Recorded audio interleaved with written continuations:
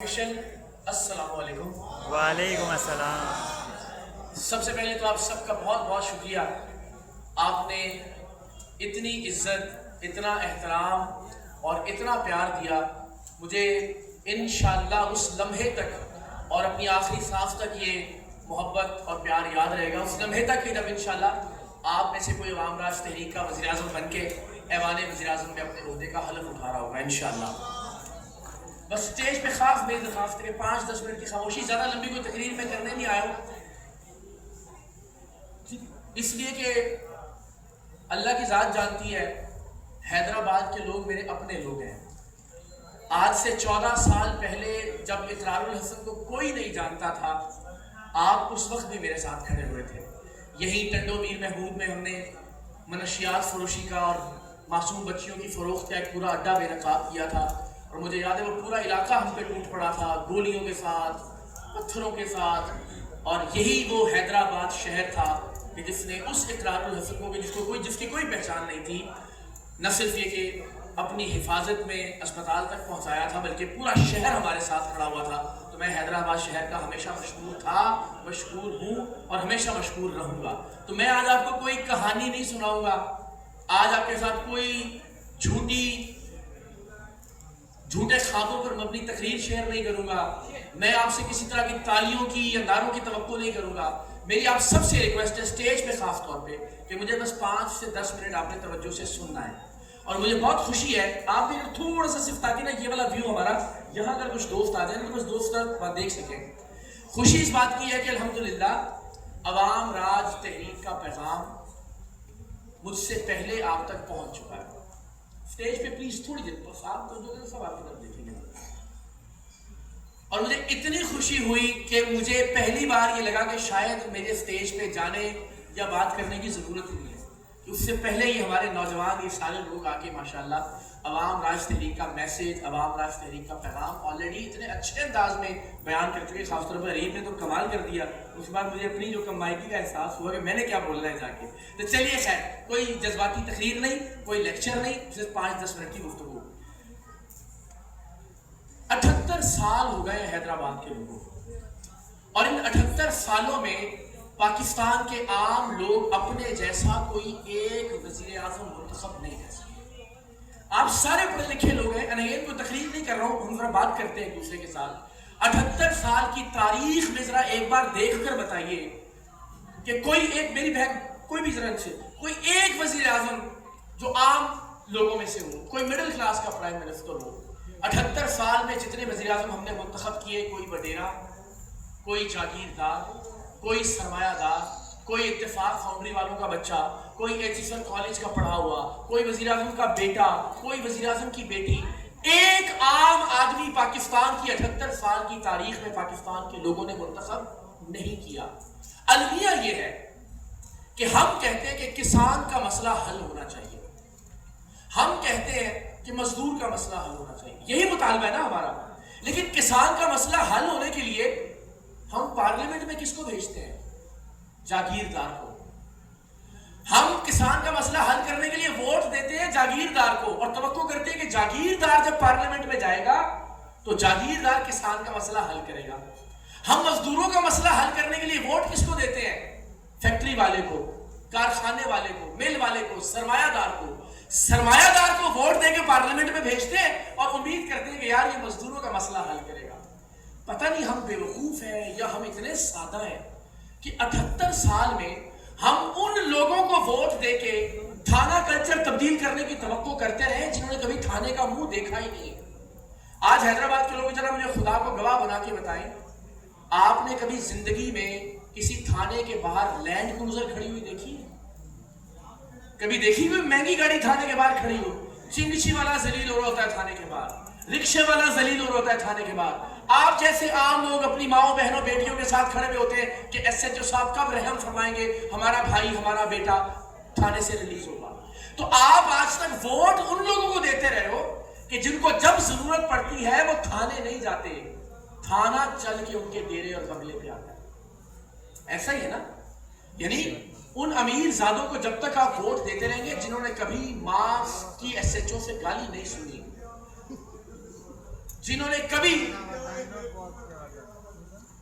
कोई बात नहीं, जज़ाकल्लाह, सलामत रहे बस।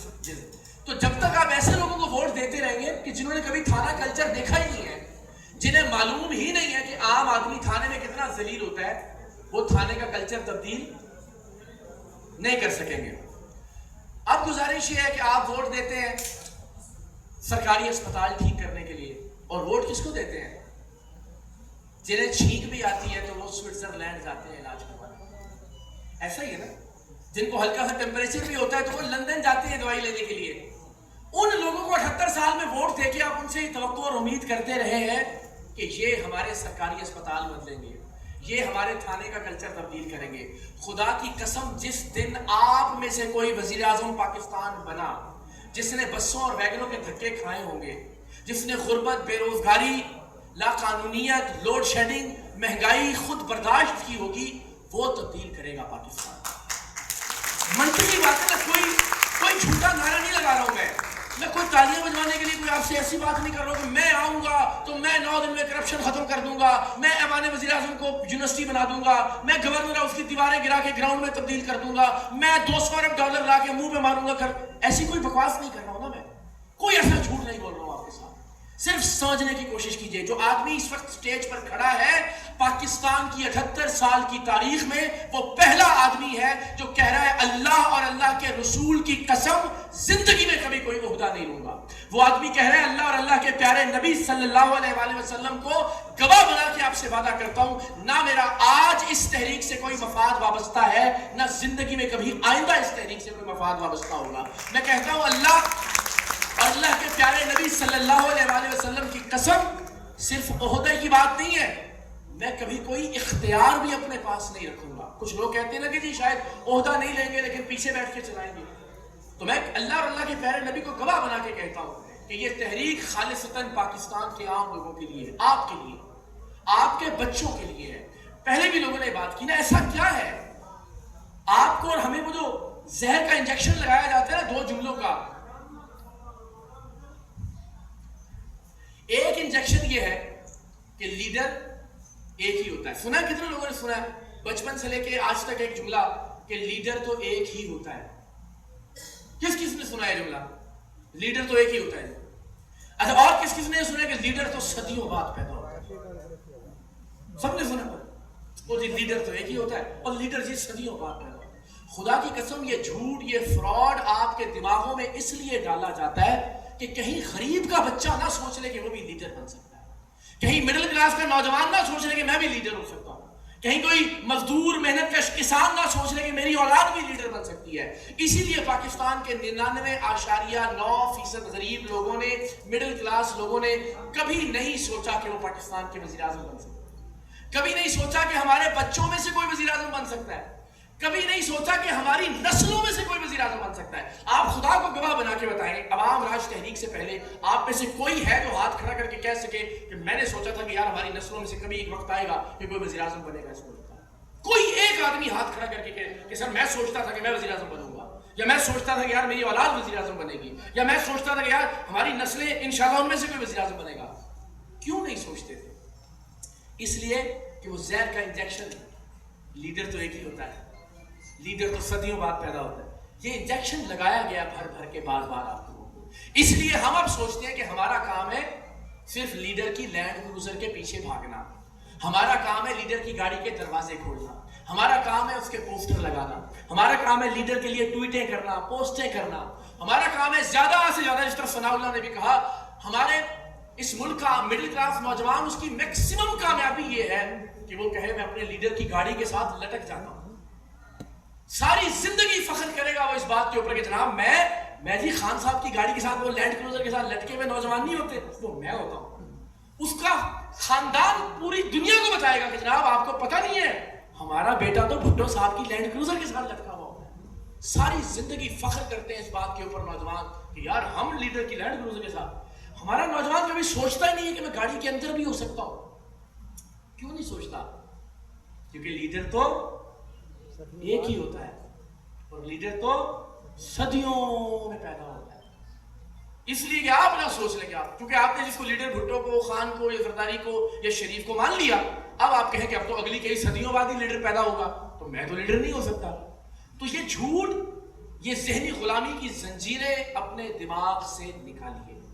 آئیے مل کے ایک ایسا پاکستان بنانے کی کوشش کرتے ہیں جہاں پاکستان کے عام لوگوں کا حقیقی معنوں میں راج ہو. آج تک سب جھوٹ بولتے رہے، میں عام لوگوں کو آگے لاؤں گا، میں مڈل کلاس کے نوجوانوں کو آگے لاؤں گا، میں غریبوں کو آگے لاؤں گا، اور یہ جھوٹ بولتے ہوئے جو مین کرسی ہوتی ہے اس پہ خود بیٹھ جاتے ہیں، چیئرمین خود بن جاتے ہیں پارٹی کے، وزیر اعظم کے امیدوار خود ہوتے ہیں پہلے دن سے.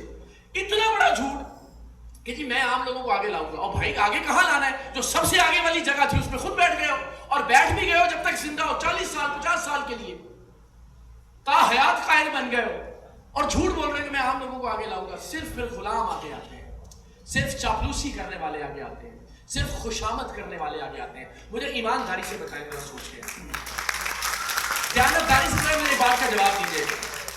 اس وقت جتنی بھی سیاسی جماعتیں ہیں اس ملک میں، کوئی ایک پارٹی ذرا مجھے سوچ کے بتائیں جماعت اسلامی کے علاوہ، اس پر ہم بات کریں گے بعد، ایک جماعت Noon League, Peoples Party, P T I, J U I, کہ جس میں آپ سوچیں کہ یار میں محنت کروں گا، اللہ نے مجھے قابلیت بھی دی ہے، صلاحیت بھی دی ہے، پڑھا لکھا بھی ہوں، لیکن انشاءاللہ میں اس پارٹی کا چیئرمین بنوں گا. آپ کوئی سوچ سکتا ہے کسی پارٹی کے اندر ایسا؟ نون لیگ کے اندر مجھے ایماندار، مجھے نہیں پتا، ہو سکتا ہے بہت سارے دوست اس وقت نون لیگ کے سپورٹر بھی ہوں، کوئی پیپلز پارٹی کا جیالہ بھی اس وقت موجود ہو، خان صاحب کے. مجھے ایمانداری سے بتائیں اللہ کو حاضر ناظر جان کے کہ کیا ان میں سے کسی جماعت کے اندر جمہوریت ہے؟ کسی جماعت میں انٹرنل الیکشن ہوتے ہیں؟ کسی جماعت میں آپ میں سے کوئی خوشامد یا چاپلوسی کے بغیر اوپر آ سکتا ہے؟ کوئی قابلیت یا صلاحیت کا نظام ہے کہ جس کو بھی یہ بڑا قابل آدمی ہے اس کو اوپر لے آؤ؟ کوئی ہے ایسا؟ تو بندگان خدا تھوڑی سی عقل کا استعمال کریں پاکستان کی قوم، کہ جن سیاسی جماعتوں کے اپنے اندر جمہوریت نہیں ہے وہ ملک میں جمہوریت کیسے لا سکتی ہے؟ جن جماعتوں کے اپنے اندر میرٹ نہیں ہے وہ ملک میں میرٹ کیسے لائیں گی؟ اور جن پارٹیوں کے لیڈر اپنی پارٹی کے آئین پہ عمل نہیں کرتے وہ ملک میں آئین کی بالادستی کیسے لے کر آئیں گے؟ یعنی کتنا بڑا فراڈ 78 سال میں آپ کے ساتھ کیا گیا کہ جی ہمیں ملک میں جمہوریت چاہیے اور پہلے اپنی پارٹی میں جمہوریت لے کر آؤ. ہم ملک میں میرٹ لے کے آئیں گے، اور یا پہلے اپنی پارٹی کے اندر میرٹ لے کر آئیں. ہم ملک میں آئین کی بالادستی کے لیے قربانیاں دے رہے ہیں. پہلے اپنی پارٹی کے آئین پہ تو عمل کرو، پہلے اپنی پارٹی کے آئین کو تو بالادست بناؤ. اتنا بڑا مذاق 78 سال میں پاکستان کے لوگوں کے ساتھ کہ نہیں ہم جمہوریت. اگر آپ کو اپنے لیڈر سے پوچھے نا، سارے دوستوں سے کہیے گا، اب جائیں گے نا بہت سارے لوگ کہیں گے جی کدھر چلے گئے تھے، جو اسٹیبلشمنٹ لا رہی ہے جی پارٹی، اور جی کراؤڈ ریفر کو لانچ کر دیا. بڑی آپ کہیں یار ایک بات کا جواب دو. وہ تو کہہ رہے کہ اللہ اور اللہ کے نبی کی قسم مجھے روضہ رسول پہ لے جائے، میرے سر پہ قرآن رکھے اور مجھ سے یہ حلف لے لے کہ میں زندگی میں کوئی اختیار، کوئی عہدہ، کوئی منصب نہ لوں گا، نہ مانگوں گا، نہ قبول کروں گا. وہ تو یہ کہہ رہا ہے، ہمیں اس کی ایک بات پہ یقین ہے. لیکن آپ لوگ یہ بتاؤ کہ جن پارٹیوں کو آپ فالو کرتے ہو ان کے لیڈروں کو اگر جمہوریت بڑی پیاری لگتی ہے اور جمہوریت بڑی اچھی لگتی ہے تو وہ 40 50 سال میں اپنی پارٹیوں میں جمہوریت کیوں نہیں لائے؟ سر ملک میں تو جمہوریت جرنیلوں نے روکی ہوئی ہے نا، پارٹیوں میں کون روکتا ہے جمہوریت لانے سے؟ پارٹی میں کس نے روکا ہے؟ اس لیے کہ آپ جیسا کوئی قابل آدمی آگے نہ جائے. صرف جماعتوں کے اندر، صرف سیاسی جماعتوں کے اندر الیکشن کیوں نہیں ہونے دیے جاتے کہ کوئی مڈل کلاس کسی وڈیرے یا جاگیردار کے سامنے کھڑا نہ ہو؟ صرف جماعتوں کے اندر ہمیشہ یہ جو امیر زیادہ پارٹی بناتے ہیں نا، کوئی ایجوکیشن کالج والا پارٹی بنا لیتا ہے، کوئی اتفاق فاؤنڈری والا پارٹی بنا لیتا ہے، کوئی پیپلز پارٹی والا جو وزیر اعظم، ابن وزیر اعظم، بنتے وزیر اعظم، پھر ابن وزیر اعظم، وہ پارٹی بنا لیتا ہے. تو وہ اپنی پارٹی میں صرف 3 طرح کے لوگوں کو آگے لاتا ہے. سب سے پہلے وہ ڈھونڈتے ہیں اپنا کوئی رشتہ دار کہ یار کسی سیٹ کے لیے نا اللہ کرے کوئی رشتہ دار مل جائے. مریم نواز صاحبہ کی طرح اپنے رشتہ دار کو ایک ڈکٹیٹر آگے لے کر آتے ہیں. اچھا کوئی رشتہ دار نہ ہو، کوئی آنا نہ چاہتا ہو کہ جی میں تو لندن نہیں چھوڑ کے آ رہا، تو پھر وہ کہتے ہیں کہ اب کیا کریں؟ پھر وہ پارٹی میں سب سے بونگا آدمی ڈھونڈتا ہے، سب سے بیوقوف ایسے آدمی کو، ہیرے کو ڈھونڈ کے لے کر آتے ہیں، عثمان بزدار جیسا، معاف کیجیے گا بے ادبی ہے لیکن سادہ آدمی کہہ لیتے ہیں، قائم علی شاہ صاحب جیسا. ایسا آدمی ہیرا تلاش کرتے ہیں کہ جس کی وجہ سے ہماری شخصیت پہ کوئی اثر نہ پڑے، ہم جیسا کہیں وہ کٹ پتلی بن کے ویسا کام کرتا رہے. یا پھر ایسا آدمی ڈھونڈتے ہیں جو وفادار ہو، جو خوش آمدی ہو، جو چاپلوس ہو، سہیل حافظی صاحب کی طرح فوٹو پہ بیٹھ کے ٹاکی مار کے صاف کر کے دکھائے کہ میرا لیڈر، میرا قائد، میں بڑا. اور ایسا آدمی جب اوپر آتا ہے لوگوں نے 2 مہینے پہلے مجھے بڑا کہا تھی مڈل کلاس کی بات کر رہے ہیں، خان لے آیا مڈل کلاس کا آدمی. میں نے کہا 2 مہینے بعد دیکھیے گا. جو آدمی وفاداری، چاپلوسی اور خوشامد کی بنیاد پر آگے آئے گا وہ کبھی ڈیلیور نہیں کر سکے گا اور نہیں کر سکا. آج وہی پی ٹی آئی گالیاں دے رہی ہے سہیل آفریدی صاحب کو. تو صرف مڈل کلاس کا آگے آنا کافی نہیں ہے، میرٹ کی بنیاد پہ مڈل کلاس کا آگے آنا، قابلیت اور صلاحیت کی بنیاد پہ مڈل کلاس کا آگے آنا، اور وہ نظام ہم انشاءاللہ پاکستان عوام راج تحریک میں بنا رہے ہیں. آخری بات، بہت شکریہ میری توجہ سے سن رہے ہیں آپ. پاکستان کے لوگوں 3 کام کر لینا. پتہ نہیں میں رہوں نہ رہوں، لیکن آپ سے گزارش ہے 3 کام پلے باندھ لیں. ایک کام، ایک ایسی سیاسی جماعت بنا لیں جو عوام راج تحریک کوشش کر رہی ہے آپ کو جگانے کی، اکٹھا کرنے کی، جو آپ کی ملکیت ہو، آپ کے بچوں کی ملکیت ہو. مجھے بتائیں نون لیگ کس کی جماعت ہے؟ نواز شریف کی جماعت ہے. پیپلز پارٹی کس کی جماعت ہے؟ بھٹو کی ہے، زرداری صاحب کی جماعت ہے. پی ٹی آئی کس کی جماعت ہے؟ عمران خان صاحب کی جماعت ہے. اب درخواست یہ ہے کہ یہ کوئی دکان ہوتی ہے جی، یہ محمد شریف کی دکان ہے، یہ عبد الشکور کی دکان ہے، یہ عبد الغفور کی دکان ہے. اب آپ سے سوال ہے جماعت اسلامی کس کی جماعت ہے؟ جماعت اسلامی کس کی جماعت ہے؟ سوچنا پڑا نا.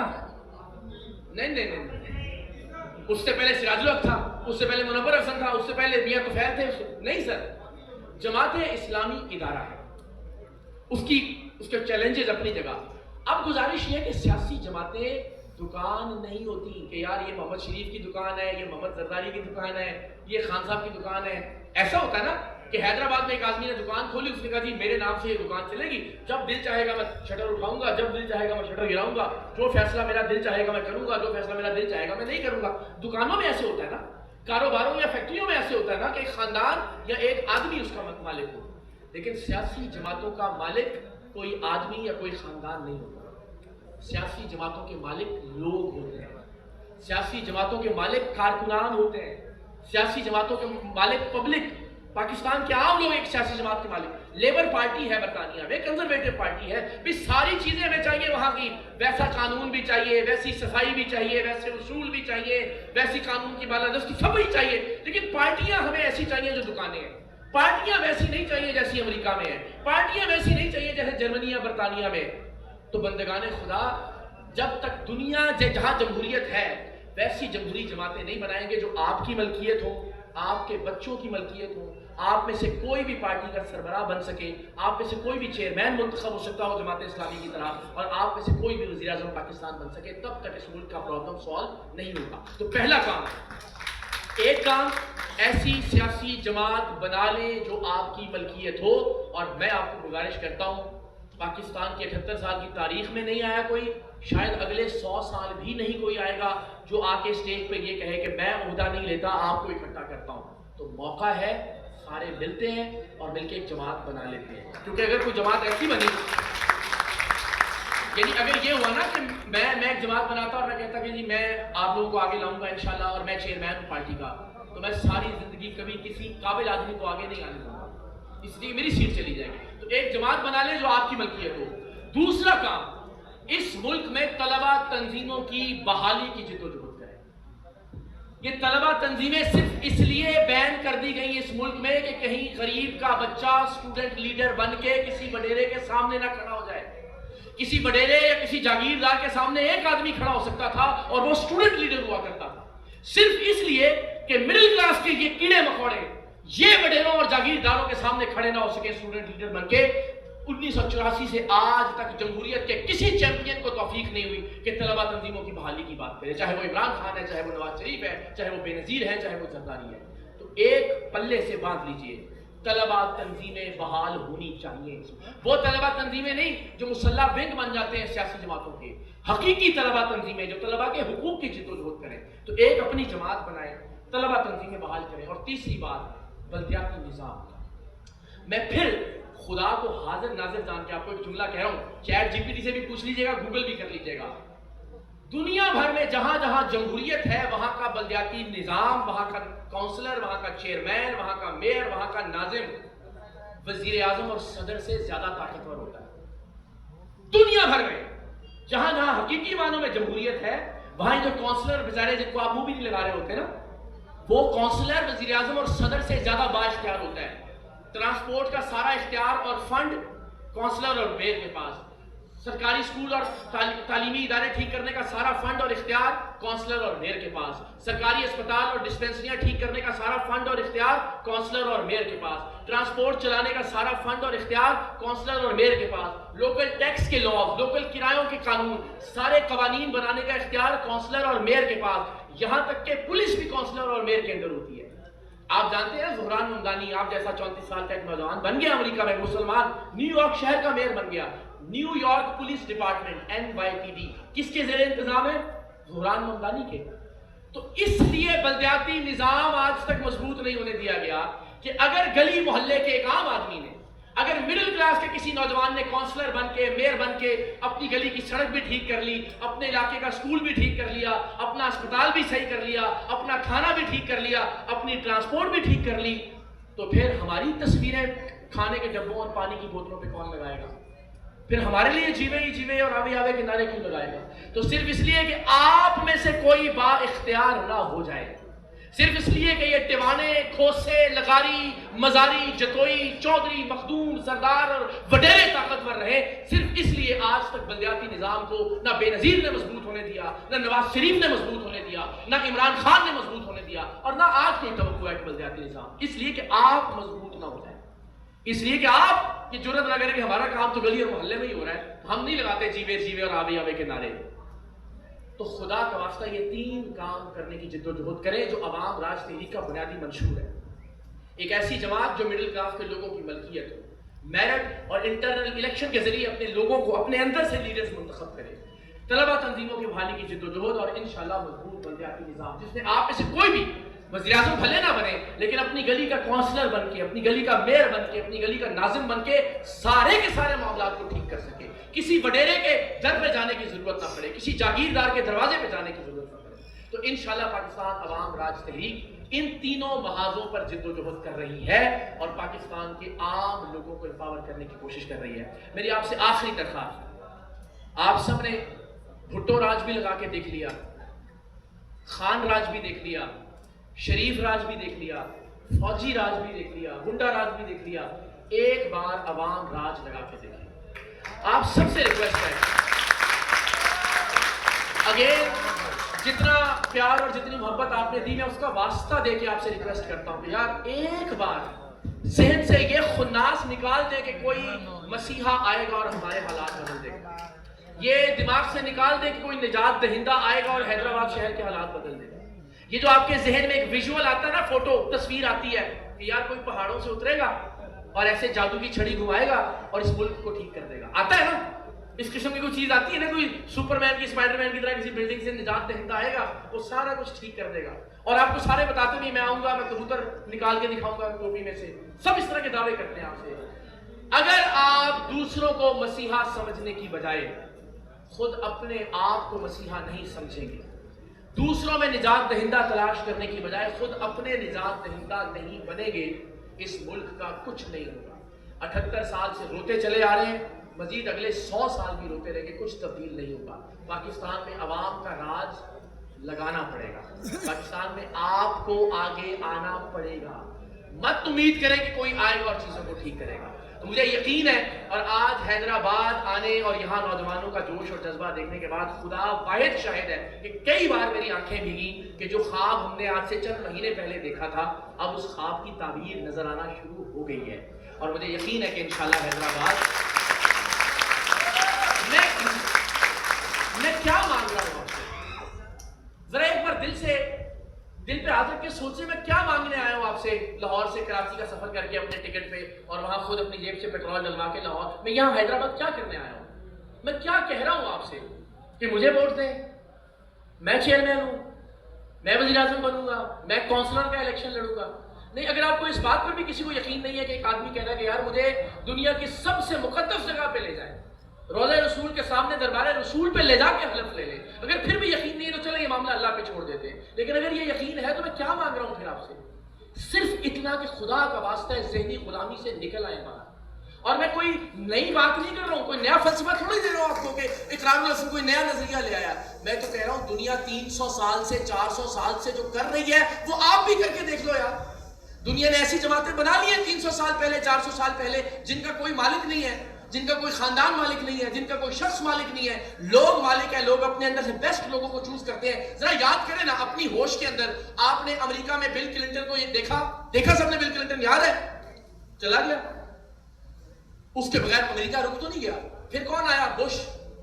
بل کلنٹن آیا اپنا کام کر کے چلا گیا، بش آیا اپنا کام کر کے چلا گیا، اوباما آیا اپنا کام کر کے چلا گیا، بائیڈن آیا اپنا کام کر کے چلا گیا، ٹرمپ آیا اپنا کام کر کے چلا جائے گا. رک گیا امریکہ. ہم سے بہتر پرفارم کر رہا ہے نا.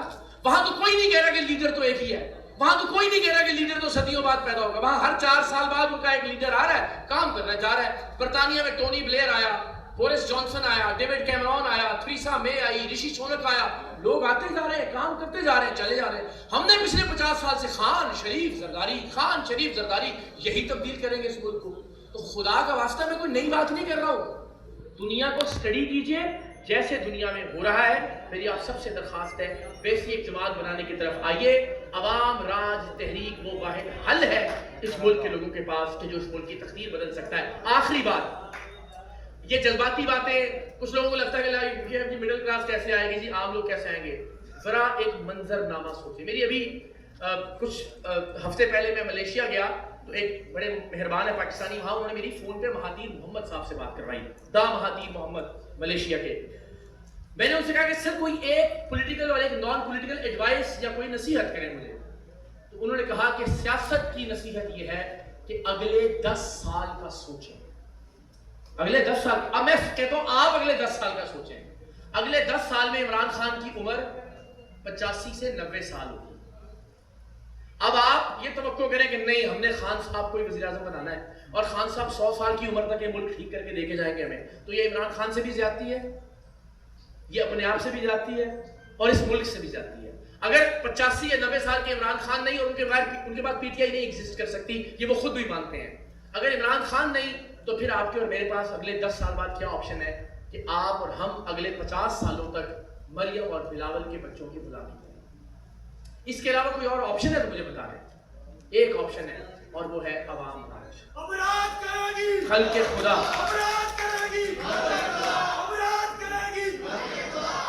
تو میری آپ سب سے ریکویسٹ ہے کہ پریکٹیکلی بھی اگلے چند برسوں میں ایک سپیس، ایک خلا پیدا ہونے جا رہا ہے اور اللہ کرے کہ پاکستان کے عام لوگ اس خلا اور اس سپیس کو پہچانے اور بجائے اس کے کہ ان کی نسلوں کی غلامی کرتے رہے خود آگے آئیں. ایک مزدور کا بیٹا، ایک کسان کی بیٹی انشاءاللہ، ایک محنت کش کی اولاد، ایک استاد کی، ایک وکیل کی، ایک کاریگر کی، ان کی اولادیں آگے آئیں اور پاکستان کو لے کر آگے بڑھیں. لیکن خان صاحب کا ذکر ہوا تو میں یہ سمجھتا ہوں کہ عوام راج تحریک کے پلیٹ فارم سے یہ بیان ہونا ضروری ہے کہ ہم پاکستان میں پہلے بھی اور آج بھی ہر سیاسی انتقام کی مذمت کرتے ہیں.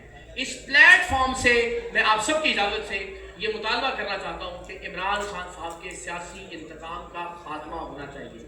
ان کی ملاقاتوں پر جو پابندی ہے یہ ان کا آئینی اور قانونی حق ہے کہ وہ پابندی بحال ہونی چاہیے.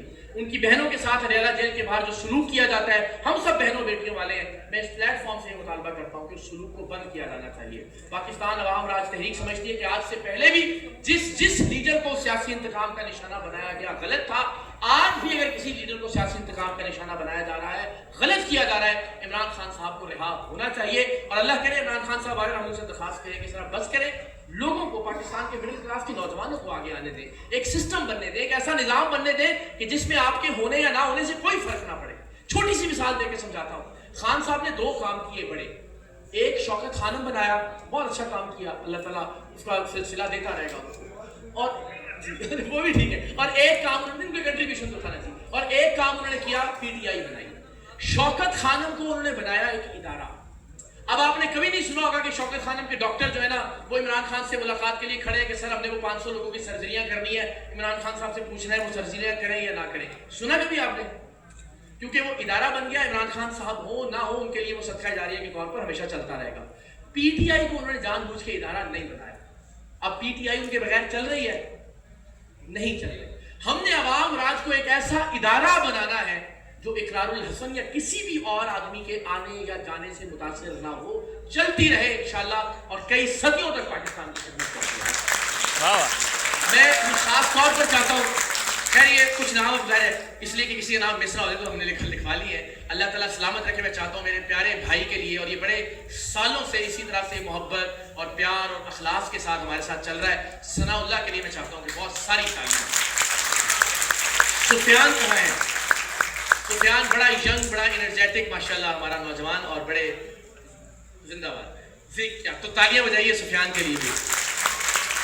احسن ہے ان کے لیے, پرویز صاحب آپ کے لیے, اسفند کہاں ہے کیمرہ مین کے پاس, اسفند کے لیے, جنید صاحب کے لیے, خان ملا, کیا بات, کیا تقریر کیا, مزہ آ گیا, زندہ باد. عمران, بابر اور اقبال بھائی, سب کے لیے بہت ساری تالیاں. ذرا اللہ تعالیٰ نے سب نوجوانوں کو سلامت رکھے, اور خاص طور پہ جو ہمارے جنزی کے کون لوگ آئے ہوئے آج, جنزی کاؤنسل کے بھائی, کیا بات ہے. یہ ہماری وہ 25 سال سے کم عمر کی جنزی نیشنل کاؤنسل کے لوگ بھی حیدرآباد میں, کل کراچی میں بھی, ان کے بھی تالیاں بجائیں. نوجوان ہمارا مستقبل ہے انشاءاللہ.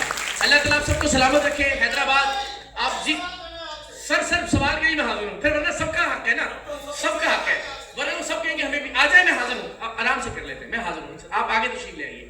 تو آپ سب کا شکریہ. حیدرآباد آپ نے ہمیشہ جو پیار, جو محبت, جب تک ہم وہ جھجک کے نعرے لگائیں گے نا کہ اچھا کوئی ساتھ والا تو نہیں دیکھ رہا کہ میں ایسے پاگل ہو کے نعرہ لگا رہا ہوں, جب تک آپ پاگل ہو کے نعرہ نہیں لگائیں گے, جب تک مکمل طور پہ جھوم کے نعرہ نہیں لگائیں گے, جب تک لہرا کے دل سے, جسم سے, جان سے, پوری توانائی کے ساتھ نعرہ نہیں لگائیں گے, تب تک عوام راج ایسے ہلکے ہلکے نعروں سے نہیں آنے والا. تو میری درخواست ہے کہ ہم پاکستان کا اور عوام راج سے نعرہ لگائیں, بے فکر ہوگی کوئی ہمیں دیکھ رہا ہے یا نہیں دیکھ رہا, آنکھیں بند کر کے اور دونوں ہاتھ اوپر کر کے زندہ باد. تو پاکستان میں تھکا ہوں نا, آپ تو نہیں نا, میں بول رہا تھا سب سے, پاکستان